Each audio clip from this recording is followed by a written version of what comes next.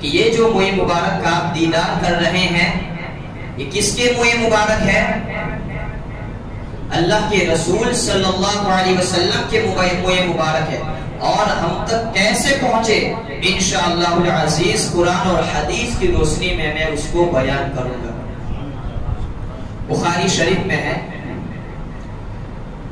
بخاری شریف یہ حدیث کی کیسی کتاب، سب اس کو مانتے ہیں. اصح الکتب بعد کتاب اللہ الباری الصحیح البخاری.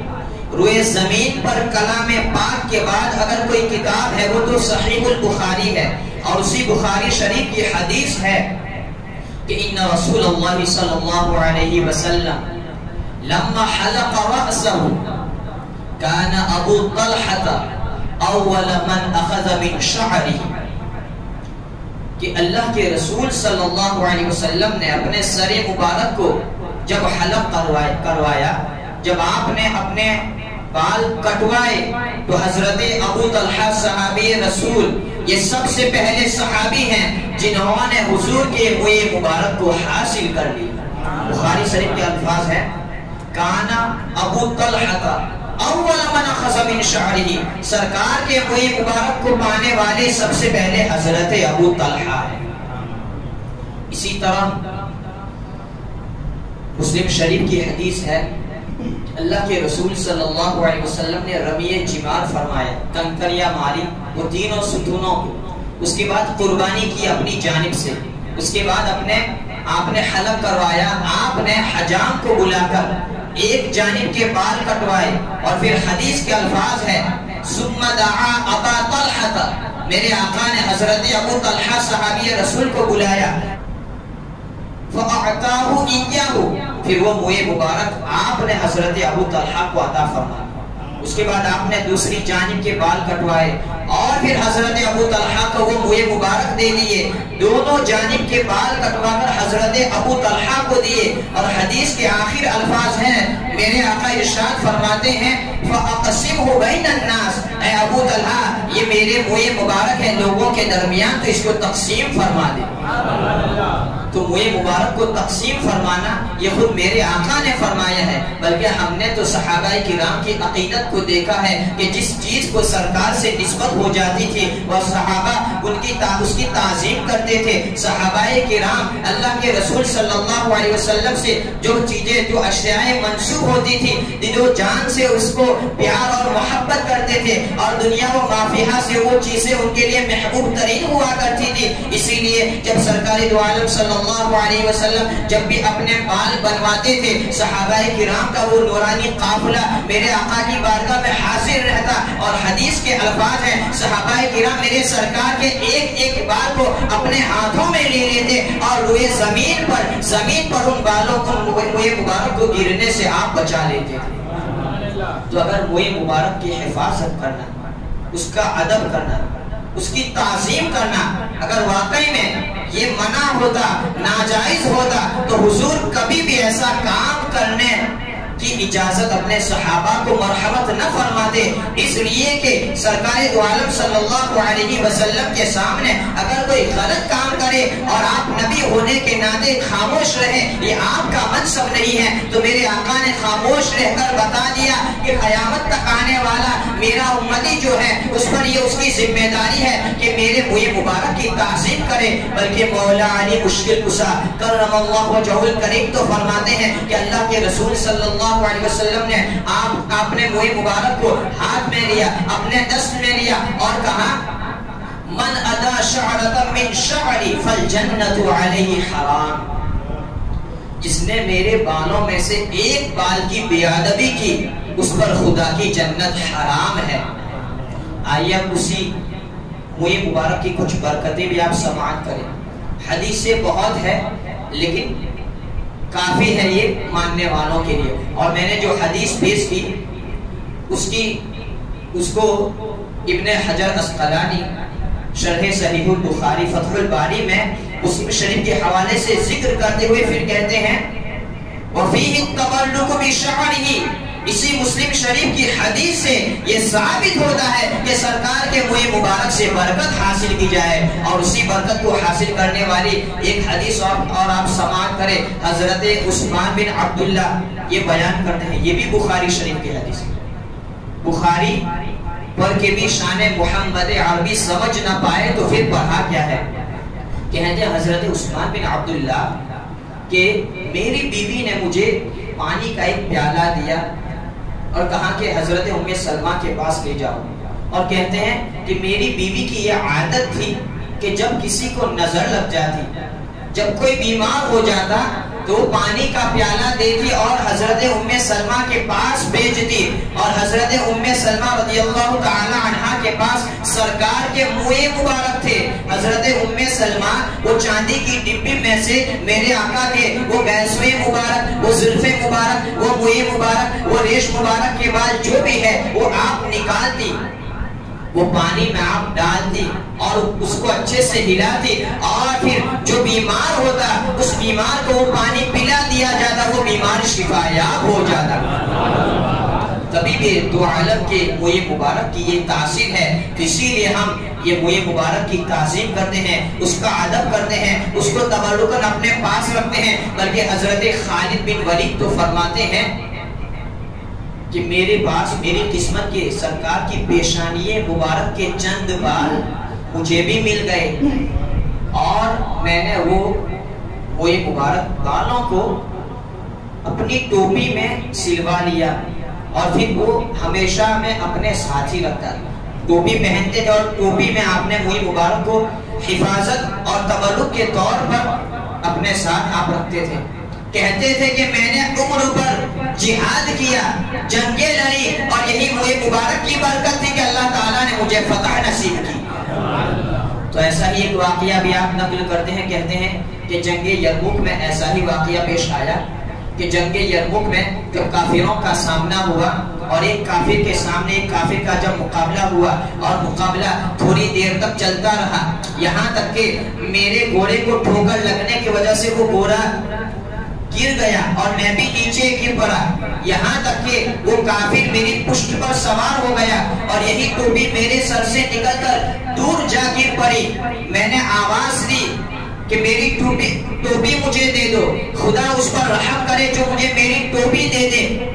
تو آپ کو وہ ٹوپی مل گئی، اور اس کے بعد اسی ٹوپی میں جو محفوظ منہ مبارک تھے اس کی برکت تھی کہ پورا معاملہ بدل جاتا ہے، اور وہ کافروں پر آپ ایسے غالب آ جاتے ہیں اور ان کو شکست دے دیتے ہیں۔ اور جب آخر میں پوچھنے والا آپ کو پوچھتا ہے کہ وہ کافر آپ کی پشت پر سوار تھا، اس کا خنجر آپ کی گردن پہ تھا، اور ایک معمولی ٹوپی کو ایسے عالم میں آپ ڈھونڈ رہے تھے، تو حضرت خالد بن ولید کہتے ہیں وہ ٹوپی تو معمولی ہو سکتی ہے، لیکن اس ٹوپی میں جب سے سرکار کے منہ مبارک آ گئے، مجھے دنیا و ما فیہا سے وہ عزیز اور محبوب ہے۔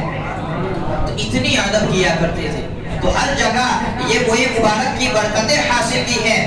صحابہ سے لے کر اب تک جتنے بھی، چاہے وہ تابعین ہو، تبع تابعین ہو، چاہے وہ اولیاء ہو، چاہے وہ علماء ہو، چاہے وہ مفسرین ہو، چاہے وہ محدثین ہو، سبھی نے اسی تبرک کا احترام کیا ہے اور اس کی برکتوں کو حاصل کیا ہے۔ آئیے میں ایک ایسا واقعہ بیان کروں کہ جس پر سب کا اتفاق ہے کہ شاہ ولی اللہ محدث دہلوی ایک ایسی شخصیت ہے کہ ان کی دہلیز سے ہر ایک کا سلسلے حدیث اور اس کی جو اسناد ہے انہی کی دہلیز سے گزرتی، چاہے وہ اہل سنت کا طبقہ ہو، چاہے وہ اہل حدیث ہو، چاہے وہ اہل دیوبند ہو، تینوں کا حدیث کی اسناد کا سلسلہ انہی کی دہلیز سے گزرتا ہے، یعنی سب کے یہاں یہ متفق ہے۔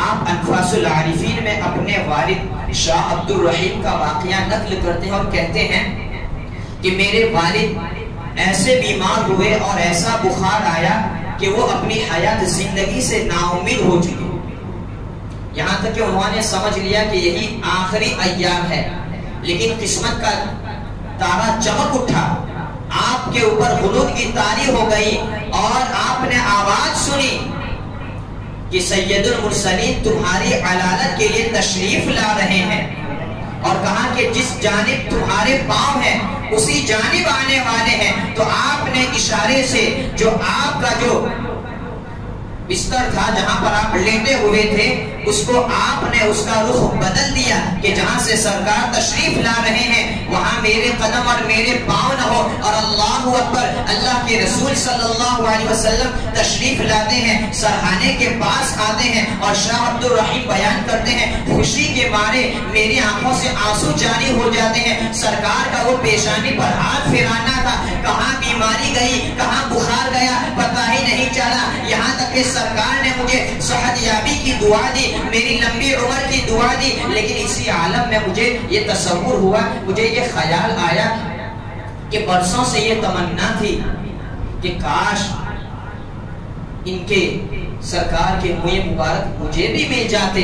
تو یہ تصور کرنا تھا، یہ سوچنا تھا. سرکار دو عالم صلی اللہ علیہ وسلم نے اپنی ریش مبارک داڑھی مبارک پر آپ نے ہاتھ پھیرا اور دو منہ مبارک شاہ عبد الرحیم کو دے دیا. شاہ عبد الرحیم کہتے ہیں میں نے ایک کی تمنا تھی، سرکار نے دو دے دیے، اس لیے کہ یہ ایسا دینے والا ہے کہ جس کے یہاں کوئی کمی نہیں ہے. انما انا قاسم واللہ یعطی کا یہ مصداق ہے. بہرحال پھر کہتے ہیں مجھے یہ خیال ہوا کہ یہ بال یہ تو خواب ہے، بچے رہیں گے یا نہیں بچے رہیں گے. تو سرکار نے کہا کہ یہ بات تمہارے ہی پاس رہیں گے. آپ نے جلدی سے چراغ منگوایا اور اپنے ہاتھوں میں دیکھا، نہیں پایا اور متفکر ہو گئے. تو سرکار کی جانب سے اشارہ ہوا کہ اے عبد الرحیم میں نے اپنے منہ مبارک کو تیرے تکیے کے نیچے رکھا ہے. جیسے ہی تکیے کو اٹھایا وہی منہ مبارک کو شاہ عبد الرحیم پاتے ہیں اور اپنی پوری زندگی ان کے فیضان کو حاصل کرتے ہیں اور ان کے اس کا ادب کرتے ہیں اور خود بھی دیدار کرتے ہیں اور دوسروں کو ان کی اس کی زیارت بھی کرواتے ہیں. اور اسی کے متعلق 3 واقعات کو نقل کرتے ہیں. یہ کون ہے؟ شاہ ولی اللہ محدث دہلوی لکھتے ہیں، انفاس العارفین میں لکھتے ہیں کہ وہ منہ مبارک کہ جب منہ مبارک وہ ایک دوسرے کے ساتھ ملے ہوئے تھے، لیکن جب درود پڑھا جاتا وہ منہ مبارک کھڑے ہو جاتے اور دونوں سے جدا ہو جاتے تھے. اور جیسے ہی درود پڑھنا بند کیا جاتا وہ منہ مبارک ایک ساتھ ہو جاتے اور پھر وہ نیچے ہو جاتے ہیں. تو یہی اس کی تاثیر کو بیان کر کر کہتے ہیں کہ کچھ منکرین آئے، آج بھی منکرین ہیں انکار کرنے والے کہ یہ کیسے منہ مبارک ہے، کہاں سے لائے، کیا ہے. تو ایسے ہی کچھ منکرین آئے اور کہا کہ یہ کیا واقعی میں سرکار کے منہ مبارک ہے. تو انہوں نے اس کا تجربہ کرنے کے لیے، چونکہ میرے سرکار کا جسم جو ہے تن مبارک بیس آیا ہے، تو منہ مبارک کو آزمانے کے لیے دھوپ میں لے جایا گیا اور ایسی کڑی دھوپ، لیکن اتفاق میرے سرکار چلتے تھے بادل سایہ کر لیتے تھے. آج میرے سرکار کے منہ مبارک ہے، اللہ تعالیٰ نے نورانی بادل بھیجا اور وہ دھوپ چلی گئی اور اسی منہ مبارک پر بادل سایہ ہو گیا. اب جب سایہ ہو گیا تو ان منہ مبارک کے سایہ ہونے کا کوئی سوال ہی نہیں ہے. تو اس میں سے ایک تو تائب ہو گئے، ایک نے توبہ کر لی، دوسرے دو نے نہیں مانا کہ تو اتفاق ہو گیا ایسا. لیکن جب 2-3 بار آزمایا گیا اور ہر بار آزمانے سے بادل سایہ کر لیتا تھا تو وہ تینوں نے پھر توبہ کر لی اور تینوں تائب ہو جاتے ہیں. پھر کہتے ہیں کہ اسی منہ مبارک کے تعلق سے ایک بار جب اس کی زیارت اور اس کا دیدار، اس کی زیارت کے لیے لوگ جمع ہوئے تو جو تالا تھا، جس صندوق میں یہ منہ مبارک تھے، وہ تالا کھل ہی نہیں رہا تھا. لاکھ کوشش کرنے کے باوجود وہ تالا کھلتا ہی نہیں تھا.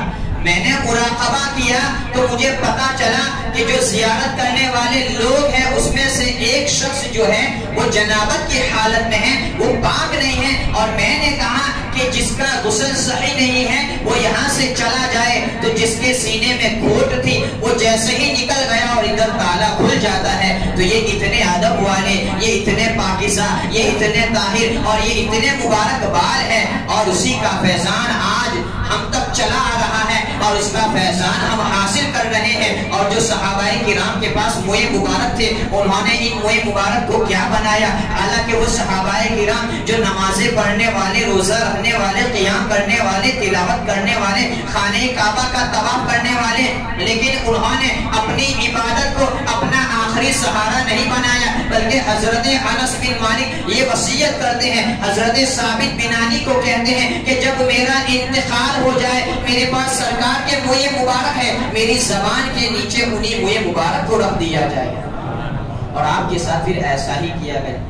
اسی طرح حضرت عمر بن عبدالعزیز آپ کہتے ہیں کہ جب میری موت، انتقال کا وقت قریب آیا تو میں نے کہا کہ میرے پاس سرکار کے چند موئے مبارک ہے اور ناخن مبارک ہے، ان کو میرے ہی ساتھ رکھا جائے۔ تو صحابہ کرام کا یہ اعتقاد تھا کہ یہ سرکار کے موئے مبارک، ناخن مبارک دنیا میں بھی کام آنے والے ہیں، آخرت میں بھی کام آنے والے ہیں۔ اور کیوں نہ ہو، اس لیے کہ یہ کوئی معمولی شخصیت، یہ کوئی معمولی ذات کا تبرک نہیں ہے، یہ میرے سرکار کے جسم کا ایک حصہ ہے، میرے سرکار کے جسم کا ایک ٹکڑا ہے، سارے نبیوں کا سردار، سارے انبیاء کا سردار، سارے رسولوں کا امام، اور اس کے جسم کا یہ حصہ ہے۔ اگر انبیاء کرام کے ساتھ کوئی چیز منسوب ہو جائے تو وہ بابرکت ہو جاتے ہیں، تو یہ تو خود میرے سرکار کے جسم کا ایک حصہ ہے۔ آؤ میں تمہیں قرآن پڑھ کے سناؤں۔ اللہ تعالیٰ فرماتا ہے، قرآن مقدس کی آیت ہے کہ جب حضرت یوسف علیہ السلام کے پاس آپ کے بھائی گئے اور آپ کے بھائیوں نے حضرت یعقوب علیہ السلام یعنی آپ کے والد کی جو بینائی چلی گئی اس کے بارے میں بتایا، حضرت یوسف کہتے ہیں اذهبوا بقمیصی ھذا، میرا یہ قمیص لے جاؤ، فَأَلْقُوهُ عَلَى وَجْهِ أَبِي يَأْتِ بَصِيرًا، میرے والد کے چہرے پر یہ قمیص رکھ دینا، وہ دیکھتے ہو جائیں گے۔ اور آپ کے بھائیوں نے ایسا ہی کیا، قمیص حضرت یعقوب علیہ السلام کے چہرے پر رکھا، آپ کی بینائی واپس آ جاتی ہے تو وہ حضرت یوسف کے جسم سے لگنے والا قمیص تھا، حضرت یوسف کے جسم کا حصہ نہیں تھا، یہ سید المرسلین کے جسم سے لگنے والی کوئی چیز نہیں ہے، بلکہ بعینہ آپ کے جسم مبارک کا ایک حصہ ہے۔